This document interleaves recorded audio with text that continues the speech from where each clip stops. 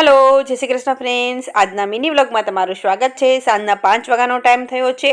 दिवस आखानी भागदौड़ पछी मननी शांतिनो टाइम छे। सामे सुंदरकांडना पाठ हता तो त्यां गया अने घरे आवीने लेट थई गयुं हतुं એટલે જમવાનું બહારથી મંગાવી લીધું। પછી કિચન ક્લીન કર્યું, કપડાં ઘડી કર્યા અને હવે સીધી મળું છું તમને બીજે દિવસે સવારે 5 વાગ્યામાં। આજે ટિફિનમાં બનવાની છે પાઉંભાજી। एक्चुअली કાલ રાત્રે ડિનરમાં જ બનવાની હતી પણ ના બની શકી તો પાઉં ઘરમાં આવી ગયા હતા એટલે સવારે ટિફિનમાં બનાવી દીધી।